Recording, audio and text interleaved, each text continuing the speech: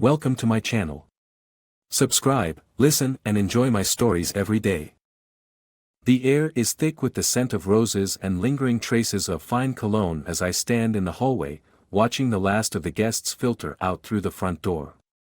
My father's anniversary party had gone off without a hitch, laughter, clinking glasses, and warm toasts echoing through our home. I should feel satisfied, maybe even proud, but a gnawing sensation of unease has lodged itself in my chest, tightening with each passing minute. My wife, Lily, had been the epitome of charm all evening, her laughter bright and infectious, her smile wide and inviting. Too wide, I realize now, as I catch a glimpse of her out of the corner of my eye. She's standing by the living room entrance, chatting with my father, her hand resting on his arm in a way that seems far too intimate for my liking. "Daniel, come join us," she calls out, her voice sweet, but I can't help but notice a glint in her eyes that sends a shiver down my spine. "I'll be right there," I reply, forcing a smile as I nod to the last couple of guests, thanking them for coming. My eyes flicker back to Lily and my father, who are now standing closer, their heads bowed together in what seems like a private conversation. A flicker of irritation sparks within me, but I push it down, reminding myself that I'm probably overreacting. After all, it's my father's anniversary, and Lily has always had a way of making people feel special. As the door closes behind the final guest, the house falls into a sudden, almost eerie silence. The kind that makes you aware of every breath, every creak of the floorboards. I walk over to Lily and my father, their voices coming into focus as I approach. "Dad, you should probably get some rest," I suggest, trying to keep my tone light, though my eyes are fixed on Lily's hand, still lingering on his arm. "Nonsense, Daniel. I'm not tired," my father chuckles, but there's something in his voice, a warmth that feels misplaced, almost familiar. It's unsettling, and I catch myself clenching my fists. Lily finally removes her hand, turning to me with that same disarming smile. "Why don't you go on ahead? I'll help your father finish up here," she offers, her tone dripping with sweetness that feels suddenly cloying. "I can help too," I say quickly, not wanting to leave them alone, not now. But Lily shakes her head, her expression softening into something almost pitying. "Please, Daniel, you've done enough. Go rest, love," she insists, stepping closer to me and brushing a hand down my arm. I catch the faint scent of her perfume, jasmine and something else, something heady that makes my head swim. Reluctantly, I nod, giving my father a brief smile before turning to head upstairs. As I ascend the steps, I hear them resume their conversation, their voices low, almost conspiratorial. I don't like it. But I tell myself it's nothing, just my mind playing tricks after a long, exhausting evening.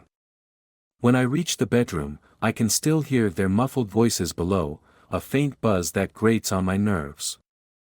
I start undressing, but my movements are mechanical, my mind elsewhere, circling back to the way Lily had looked at my father, the way she had touched him. My stomach churns as doubt gnaws at me, and I find myself unable to relax. I decide to go back downstairs, under the pretense of checking on them, or maybe to grab a glass of water. I just need to make sure everything's fine. As I reach the top of the staircase, I hear a soft, almost melodic sound drifting up. Music. A slow, sultry tune that has no place in an ordinary evening. My heart pounds in my chest as I creep down the stairs, careful to avoid the creaky spots I know so well. The music grows louder, and I hear my father's voice, low and amused, followed by Lily's laugh, light, teasing, and far too intimate. My breath catches in my throat as I reach the bottom of the stairs, moving quietly toward the living room. The sight that greets me is like a punch to the gut. Lily is in the center of the room, moving her body in time with the music, her hips swaying in a way that's both seductive and shameless. She's stripped down to her lingerie, her skin glowing in the dim light. And my father, he's sitting on the edge of the couch, his eyes glued to her, his expression one of pure, unfiltered desire. I freeze, unable to process what I'm seeing.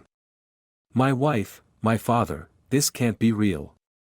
But the scene before me is unmistakable. Lily turns, her back arching as she moves closer to him, her hands brushing over his shoulders, her mouth forming words I can't quite make out. I feel like I'm drowning, the room closing in on me as I watch her slide onto his lap, her body pressing against his in a way that's unmistakably erotic.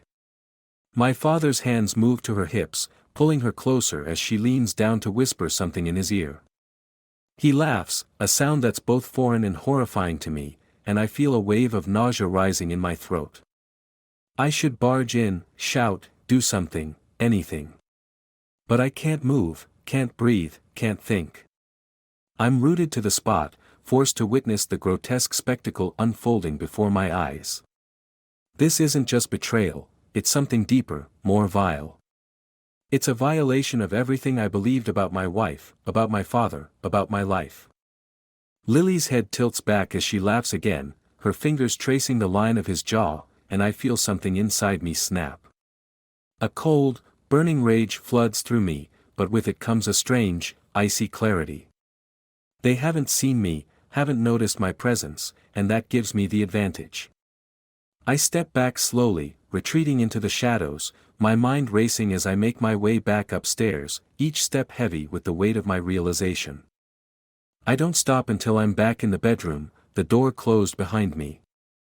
My breath is coming in short, shallow gasps, and I can feel the blood pounding in my ears. The images from downstairs replay in my mind, over and over, like a twisted loop I can't escape. I sit on the edge of the bed, my hands shaking as I try to steady myself. My mind is a whirlwind of thoughts, but one stands out above the rest, clear and sharp like a blade. Revenge.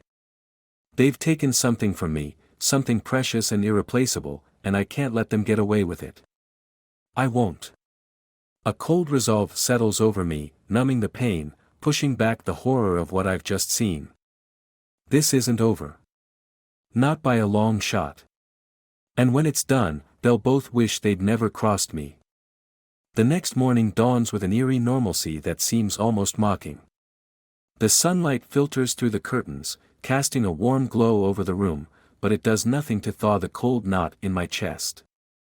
I lie in bed, staring at the ceiling, my mind replaying the events of the night before in brutal detail. The image of Lily and my father entwined, the sound of their laughter, it's all burned into my memory, searing and raw. I can hear Lily moving around downstairs, the clinking of dishes, the soft hum of her voice as she goes about her morning routine. It's like nothing has changed for her, like she hasn't a care in the world. The thought sends a fresh wave of anger surging through me, but I force myself to stay calm.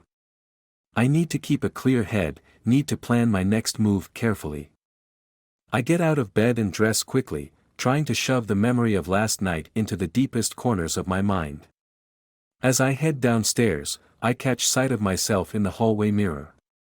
My reflection is pale, haggard, the dark circles under my eyes a stark reminder of the sleepless night I endured.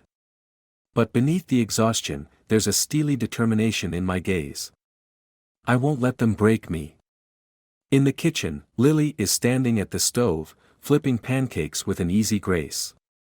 She looks up as I enter, her face lighting up with a smile that makes my stomach turn. "Good morning, love," she chirps, as if nothing in the world is wrong. "I made your favorite, blueberry pancakes." I manage a tight smile, trying to keep the bile from rising in my throat. "Morning," I reply, my voice strained but steady. I sit at the table, watching her as she moves around the kitchen, setting the table with an almost exaggerated cheerfulness. It's all an act, I realize, and the knowledge makes my skin crawl. How long has she been playing this game? How many other mornings have been tainted by lies and deceit? As she sets a plate of pancakes in front of me, the doorbell rings. We both freeze, the sudden interruption jarring us from the fragile facade of normalcy. "I'll get it," I say quickly, standing up before Lily can react. I need a moment to breathe, to clear my head before I'm suffocated by the tension that's building between us. I walk to the door and pull it open, surprised to find my best friend, Mark, standing on the doorstep. His dark hair is tousled, and he looks like he hasn't slept much either, but his smile is as genuine as ever. "Hey, Daniel. Thought I'd drop by and see how you're doing after the party," he says, his tone light, but there's a hint of concern in his eyes. "Mark," I say, relief flooding through me at the sight of a friendly face. "Come in." Mark steps inside, and I close the door behind him, trying to push the tension away, at least for a little while. He's been my best friend since college, the one person I can always count on, and right now, I need that stability more than ever. "Morning, Lily," Mark calls out as he walks into the kitchen, his tone friendly and warm. She looks up, her smile widening as she greets him. "Mark. What a nice surprise. Would you like some pancakes?" she offers, her voice dripping with the same sweetness that now feels like poison to me. "Sure, I could eat," he replies, pulling out a chair and sitting down across from me. I watch as Lily moves to get another plate, my mind racing. Mark is the kind of guy who can read a room with just a glance, and I'm sure he's picking up on the tension between us, even if he doesn't say anything. I need to talk to him, to confide in him, but not here, not with Lily so close. We eat breakfast in a strained silence, the usual banter and easy conversation conspicuously absent. Lily tries to keep things light, asking about Mark's work, his plans for the day, but the undercurrent of unease is impossible to ignore. As soon as we finish eating, I push my chair back, eager to get out of the house. "Mark, want to go for a walk?" I suggest, hoping he'll catch the urgency in my tone. "Sure," he says, giving me a curious look, but thankfully he doesn't ask any questions. We grab our jackets and head out the door, leaving Lily behind in the kitchen. I can feel her eyes on us as we leave, and it takes all my willpower not to turn around and confront her then and there. The morning air is crisp and cool as we walk down the street, the leaves crunching under our feet. For a while, neither of us speaks, the silence between us comfortable but charged with unspoken questions. Finally, Mark breaks the silence. "All right, what's going on, Daniel? You've been acting weird since I got here." I take a deep breath, the cold air burning in my lungs, and then I tell him everything. The party, the dance, the betrayal I witnessed. The words spill out in a rush, and by the time I'm done, I'm trembling with anger and humiliation. Mark listens without interrupting, his expression growing darker with each passing minute. When I finish, he's silent for a long moment, processing what I've just told him. "Jesus, Daniel," he finally says, his voice low and tense. I don't even know what to say. That's messed up, man." "I know," I say, running a hand through my hair in frustration. I can't believe it. I don't know what to do, how to even begin to deal with this." Mark stops walking and turns to face me, his expression deadly serious. "You can't just let this slide. You need to confront them, both of them. And you need to be smart about it. This could get ugly fast." "I know," I admit, the knot of anxiety tightening in my chest. "But I don't want to make a scene. Not yet, anyway. I need to figure out how to handle this, how to hit them where it hurts." Mark nods, his jaw clenched in anger. "All right. Whatever you decide, I'm here for you.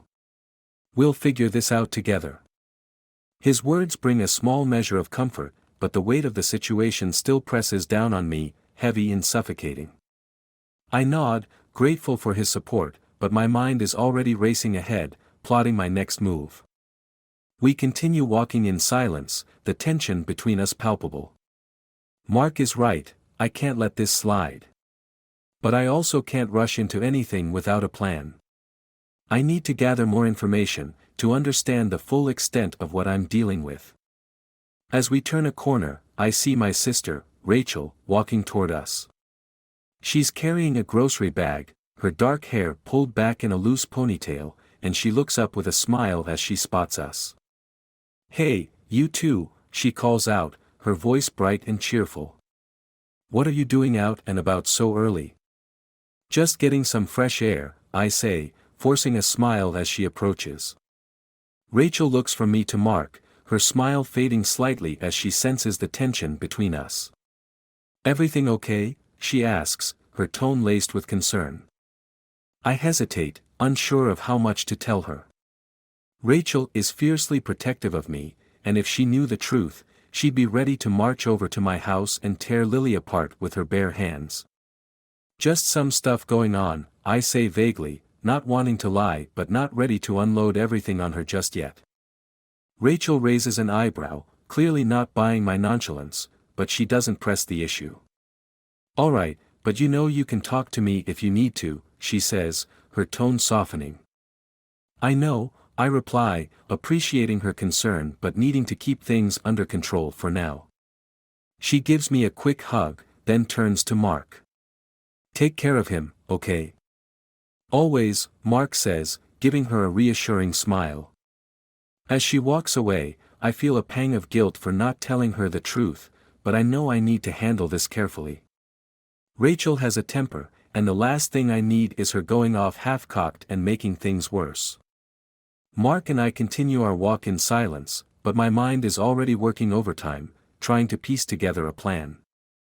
I can't let this betrayal go unanswered, but I need to be smart, need to strike when they least expect it.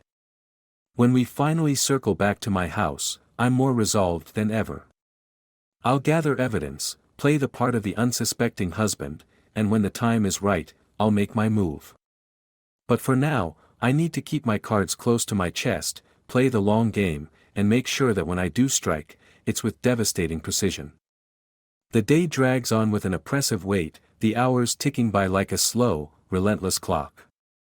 I spend most of it in a fog, going through the motions, my mind racing with thoughts of revenge, plans forming and dissolving as quickly as they come. Lily is around the house, her presence a constant reminder of the betrayal lurking beneath the surface. I avoid her as much as possible, making excuses to stay busy, but the tension between us is like a coiled spring, ready to snap at any moment. By the time evening rolls around, I'm exhausted, but there's no way I can relax. I need to act, to start gathering the evidence I need to confront them. But how?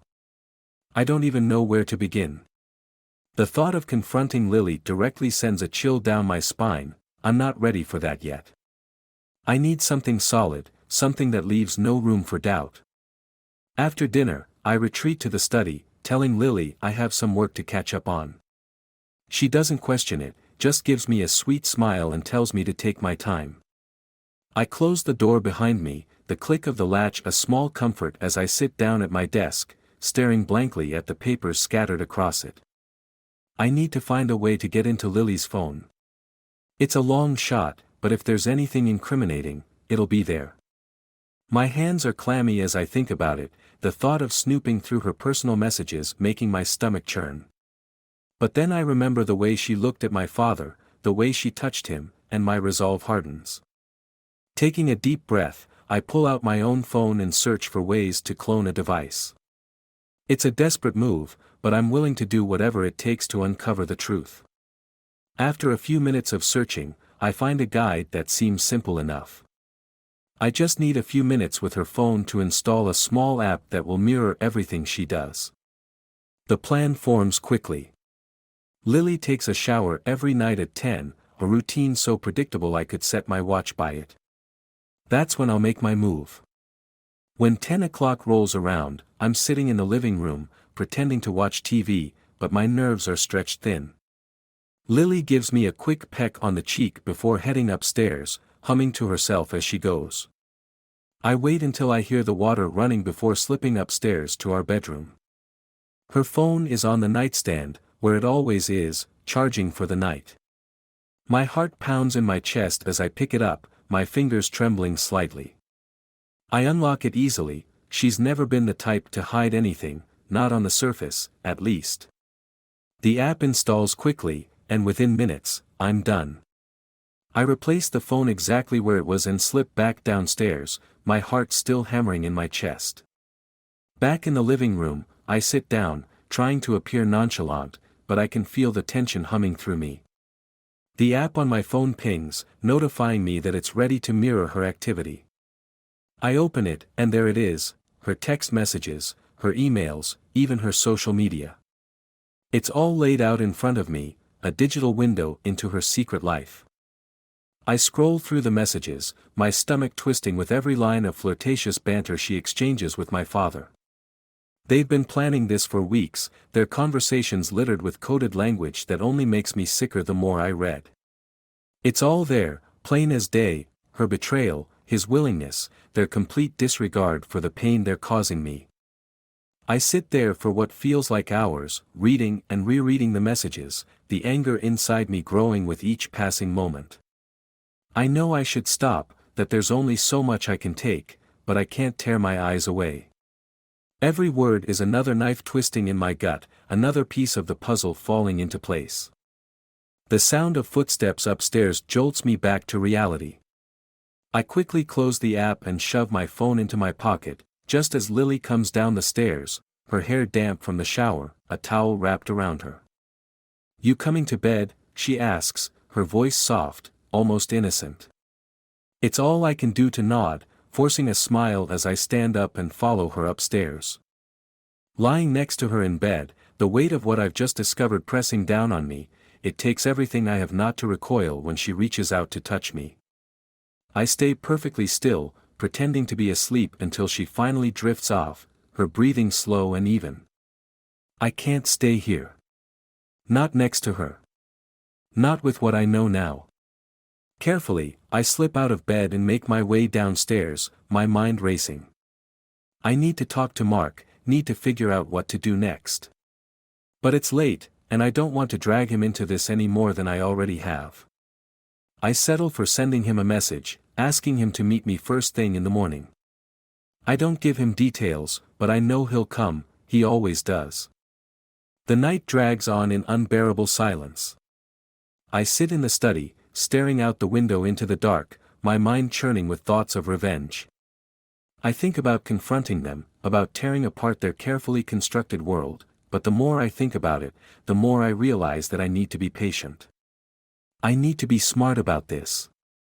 When dawn finally breaks, I'm exhausted, but the adrenaline keeps me moving. I dress quickly, leaving the house before Lily wakes up, and head to the small cafe where I'm supposed to meet Mark. The place is nearly empty, just a couple of early risers nursing their coffees in silence. I take a seat by the window, my foot tapping restlessly as I wait. Mark arrives a few minutes later, looking as tired as I feel. He slides into the seat across from me, his eyes sharp with concern. "What's going on, Daniel?" he asks, skipping the pleasantries. "You sounded off in your message." I lean forward, my voice low as I explain everything, the app, the messages, the sickening realization of what I'm dealing with. Mark listens intently, his expression growing darker with every word. When I finish, he sits back, running a hand through his hair in frustration. "This is bad, man. Really bad. What are you going to do?"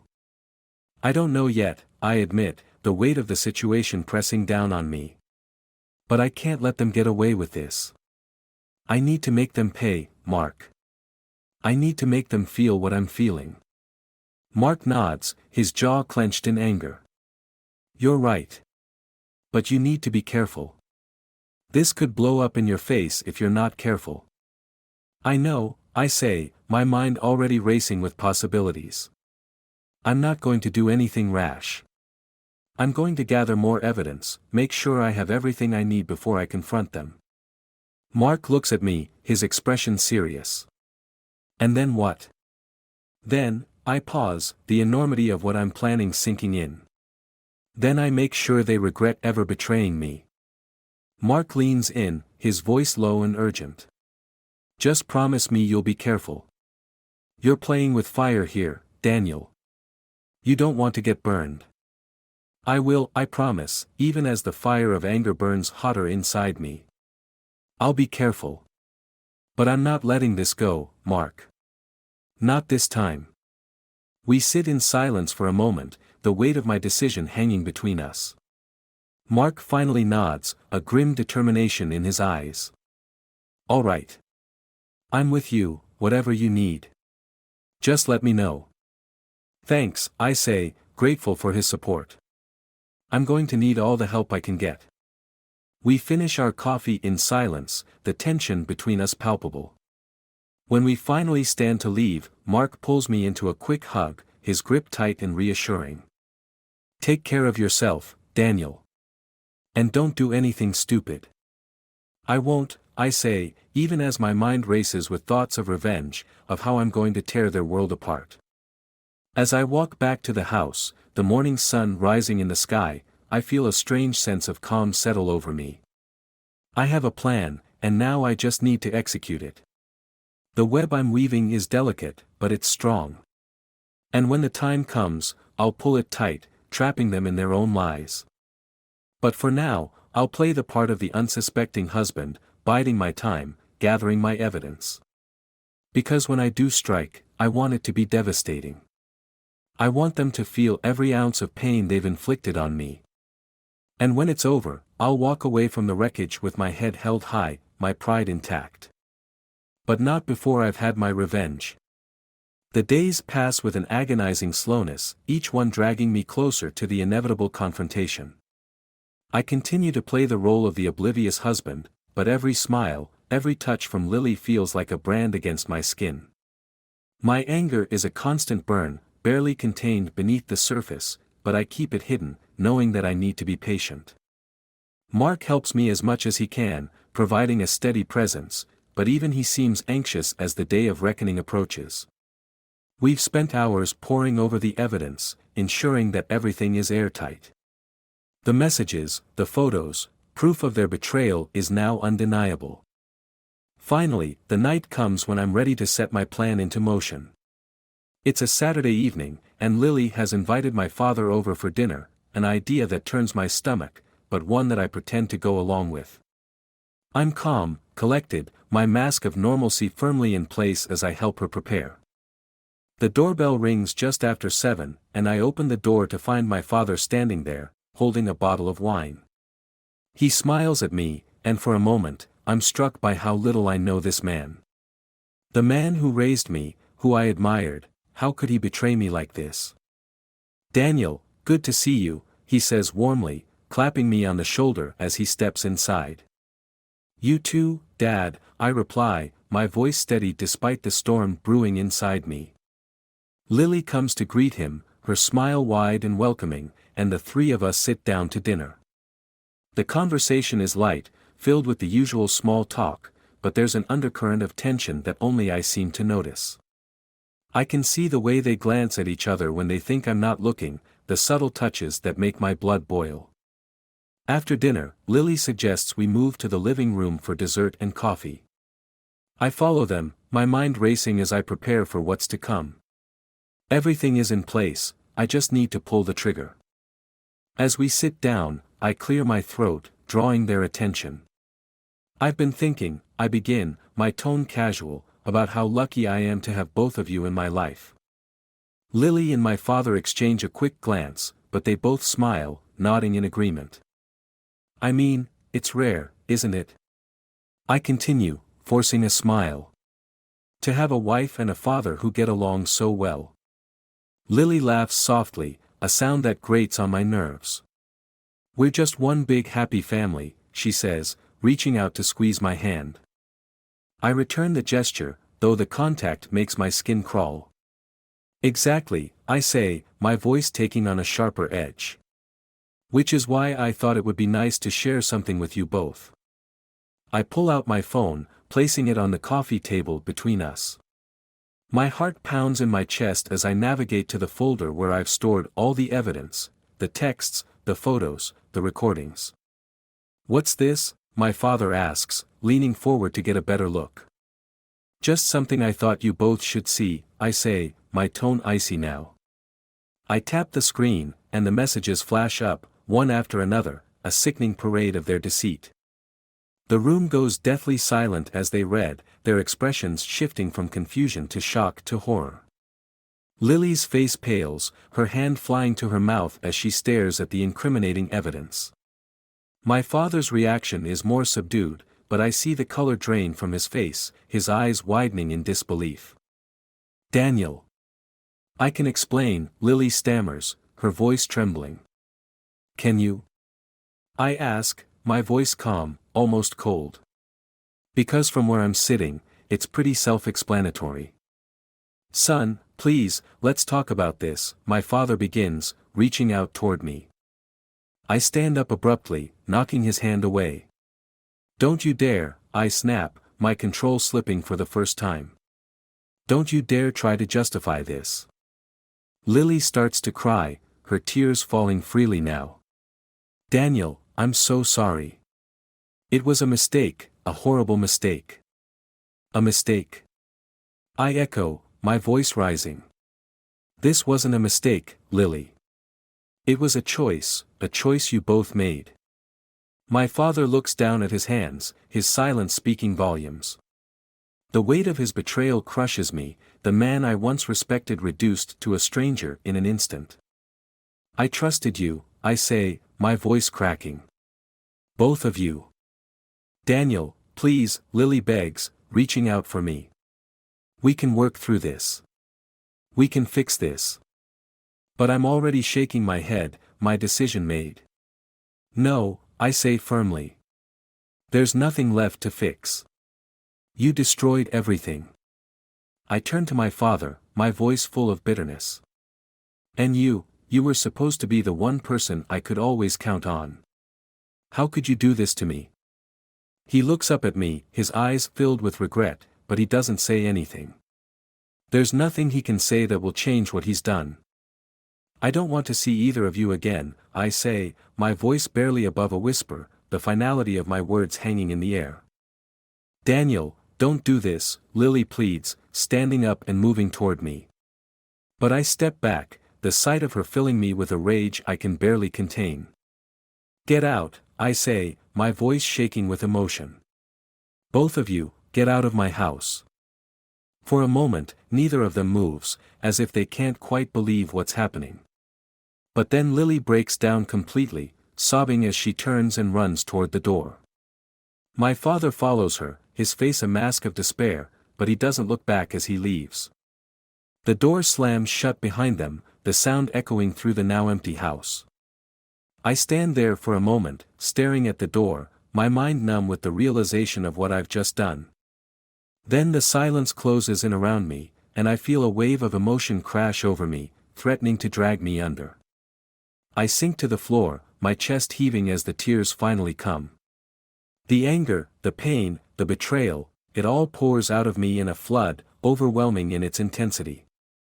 I don't know how long I sit there, crying until there are no more tears left, until the numbness returns. Eventually, I stand up, feeling like a ghost in my own home.